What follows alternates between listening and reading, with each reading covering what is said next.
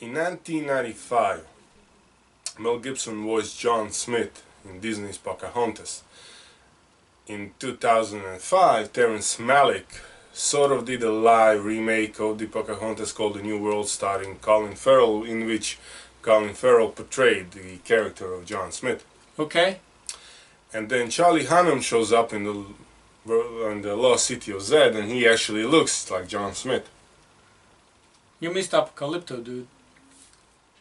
If you were gonna tie the whole thing together, you could at least tie it in with There's no John Smith in Apocalypto. Mel Gibson did it.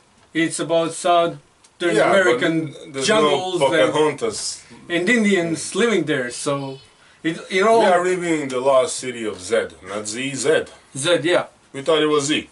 I also Turned thought... out to be Zed. Z sounds way cooler, but... Zed makes more sense. Because of whole British stuff, yeah, definitely. I agree. You know, the only thing I kept wondering about this movie, what happens first? Does Charlie jump in the Jaeger? Does Peter Parker put his mask on? Or does Chief Palpatine thing goes all medieval on everybody?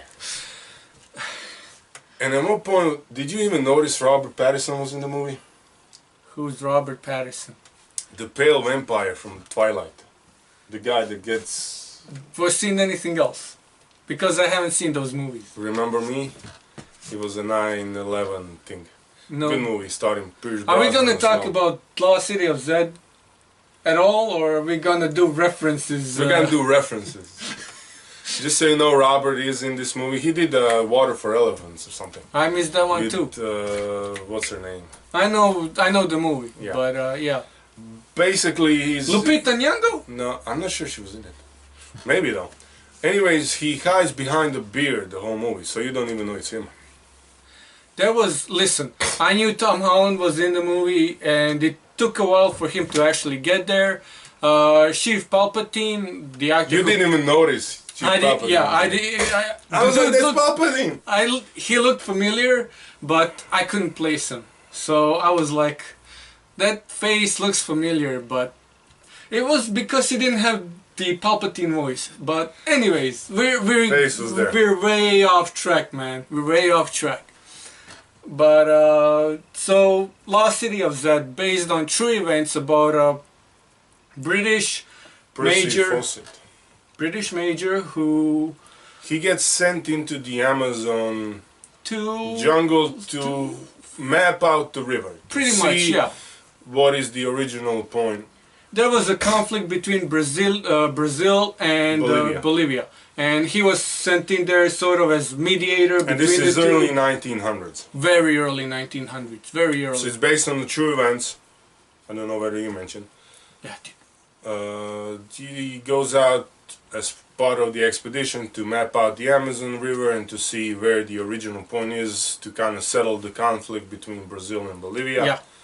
Whilst there, he hears rumors of a city. I mean, did he hear rumors? I mean, he heard a rumor. Yeah, he heard one rumor, but... Of a sick Indian who was hallucinating, sort of. And he mentioned the city that's built out of gold.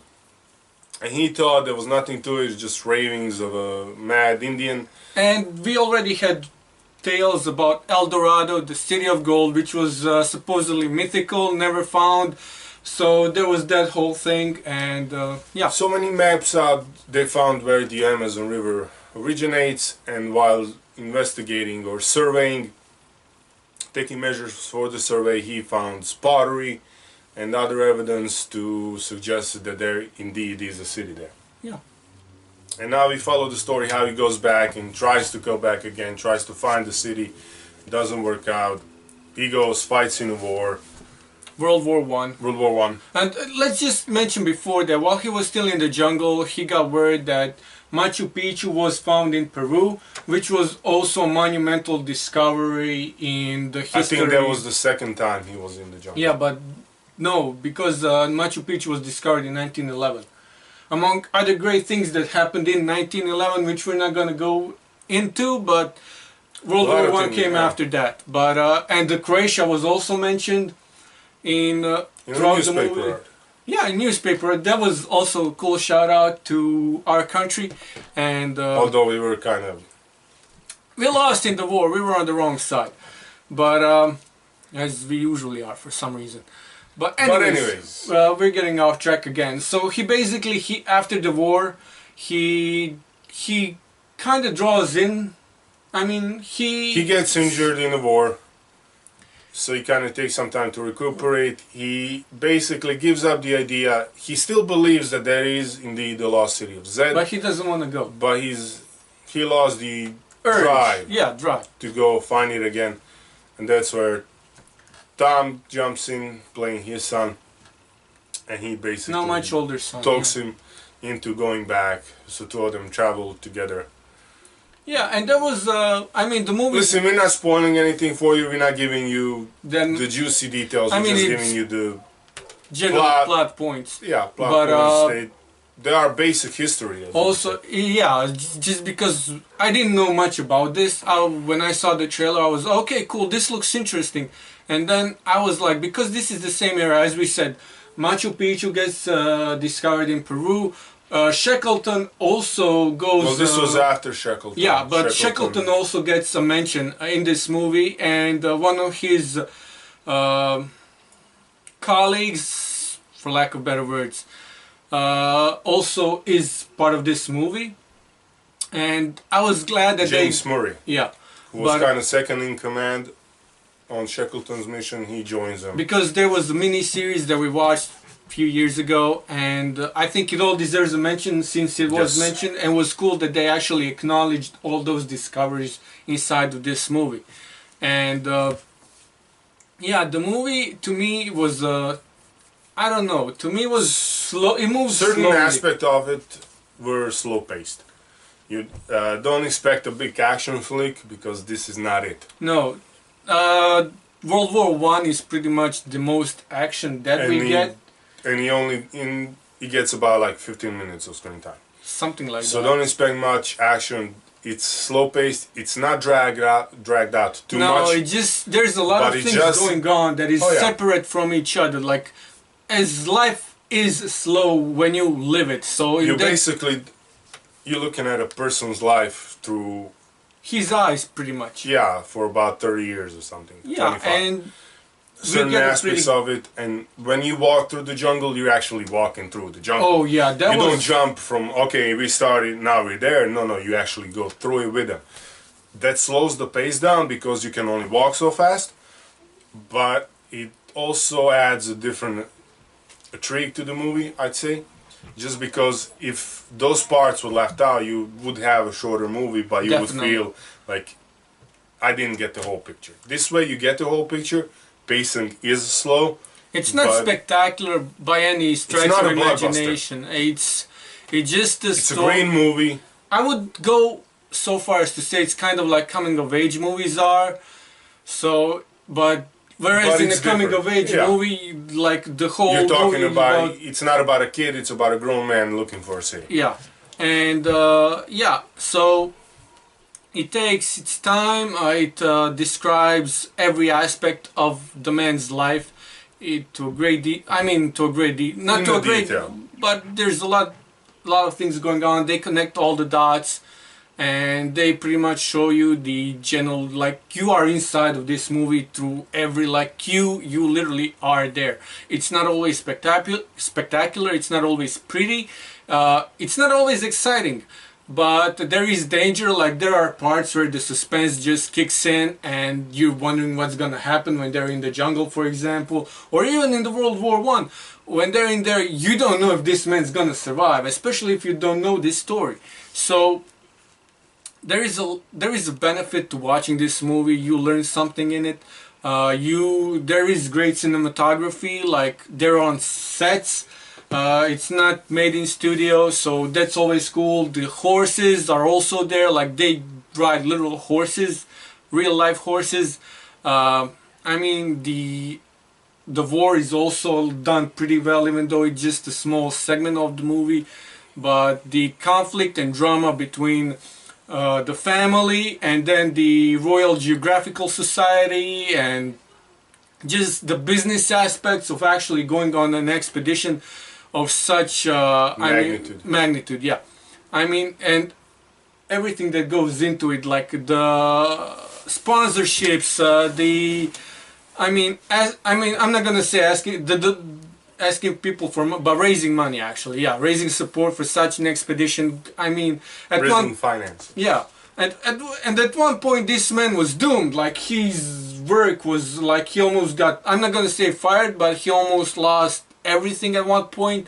So it's like very literal. Like it describes the world as it was in 1900s and even up to 1920s. Yeah, it and takes you get a look into British society. What just the whole aspect of the movie. Everything's done in detail. Yeah, and also like the class differences between different classes, like the upper class, middle class, lower class. And geology or ancestry, how it plays into yeah, and there's cool things with Indians too. So I mean, to me that was the best part of the movie when they were interacting with Indians. There was also a part in the jungle where they come into this opera house. Like that was like one of those things that I was like, I can't believe this actually existed, that this is actually happening, and that I'm watching it on the screen. So there's a lot of benefits to watching this movie. It's not bad. It's like we said, it's not spectacular, it's not exciting, but there are parts of it that are. So because it's not an action-based movie, it's a story-based movie. It's an adventure. It's an adventure, but with a lot of drama mingled in. And the story does play the main part in the movie. Definitely. And yeah. So you want to rate it first or just go? 22. 22 out of 30. Okay, I was like, I'm gonna go a little lower than you. I'm gonna give it 19 out of 30 just because, as I said, it's not that exciting. There's a lot of things going on. It's pretty much the man's whole life is inside of this just the fact that they put this man's almost entire life into a 2-hour movie is amazing in and of itself. But because of the slow pacing pacing is there, but like the story is there. It's a great work. I mean, it is a great work of filmmaking. I mean, it shows like this wasn't just let's do this way just so we can do it. I mean, they put a lot of thought. They went all out. They Definitely. didn't cut corners, or at least when it comes to what we ended up seeing on screen, there was no cut corners. You actually get to see the story. Yeah. You get to see what is happening, and every time something happens, they give you an explanation as to why it's happening. Yeah. Like I said, it is and it was the race too, like they were racing against the Americans. Yeah, because Americans kind of got into it, and there's a whole thing at the end of the movie, like you said, it's based on a true story. We're not going to tell you how the story ends. You can probably Google it if you want, but it will take something away from the movie. This way you actually learn something. Yeah. So 22 out of 30, it's... Yeah. And you know what, I'm going to give it 20, just because it's a great piece of... I mean, it is a good movie. It is a good movie. Like we said, it is a little slow paced, but it is because they were putting the man's life inside a 2-hour movie. So calls for it. So yeah, go see it. Before Guardians comes out next week. We got tickets. So expect the Guardians of the Galaxy review next week. At some point next week, yeah. And probably this same time. Thursday, probably. Yeah. NFL draft tonight. We should do a review of Draft Day. The movie. Anyways, that's it for us for this week. As always, like, subscribe, share, comment below. Follow us on social media. We're at 20 subscribers. We appreciate it if you can just share it and tell your friends to follow as well. Show us some love, people. Yeah. Show us some love. Until next time, Bash Bros up.